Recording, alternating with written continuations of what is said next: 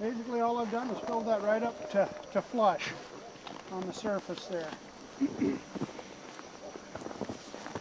how deep do you normally bury in? Anywhere from 2 to 4 inches. It's just a lot to chop out after that. You know, when I first started doing this, when Ben Hobson got me started doing it, I was leery of it. I thought, oh man, you know, if they pull out, it's going to be a nightmare. So I was cutting in 6 inches or so, and I was actually leaving a grapple hook on the end so that if they tore it out, I'd still have something there. Well, all I ever got was the chain wrapped up around the grapple hook that was laying on top of the ice. Never ever had one even begin to pull it loose.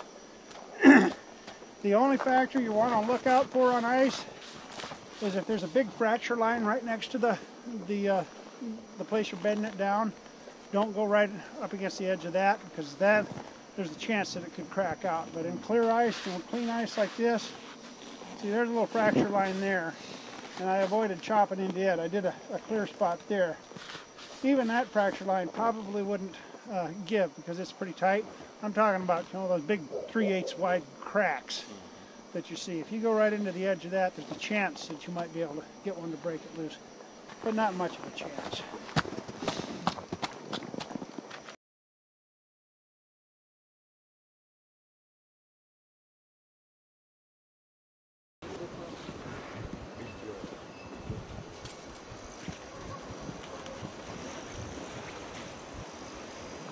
See, wire length, you start being able to judge how far out you can get from the trail. This tree, so I'd probably end up, instead of using that littler one,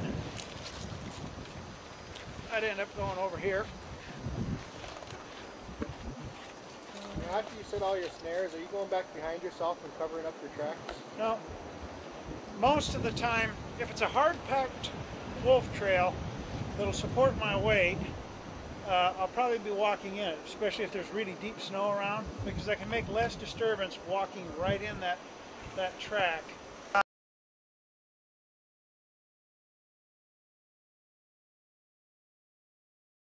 There, maybe one right in here, you know, just to break that hole a little bit. Moose. Going through it, you're going to use a leaner stick to try to guard this. You'd have to have a leaner stick going down from here off to the side, and it'd have to be open enough on that side for the moose to be able to go around it. Otherwise, he's going to want to duck under that stick and stay in the main trail. So if you use a leaner stick, you're probably going to have something roughly the size of that going across, and he's going to have to be able to go around it. For the wolf, it'll still be convenient for him because he's already lower than the moose. He's probably going to duck under it. And then it's got to be right at the edge of the snare at height. If I put it up here and lean across, well, yeah, the moose is going to do the same thing. He's going to duck his head a little further to go underneath it. So I'm going to want that leaner stick going right across the top edge of that snare. But again, you're looking at about knee height.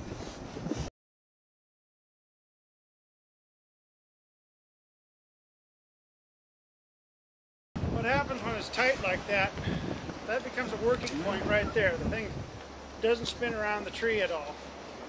And eventually that could work back and forth enough that it'll actually break the wire right there. What you want it to do is swivel around the tree. In this case, if I'd had this as loose as I probably would have it,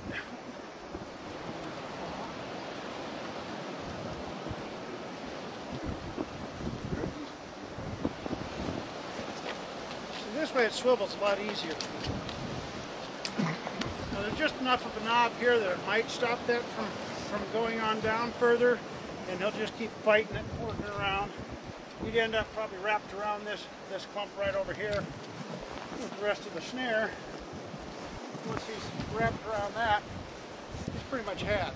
There's not much pressure going on that. All the pressure ends up at that location. So you want to try to pick spots that got enough other brush next to the snare to entangle him and get him caught. If you're in say a birch forest or a poplar stand that doesn't have trees but every 10 to 15 feet apart, and it only has roses or small real fine brush in underneath that story, then you don't really have entanglement for them to reach and get it caught up on.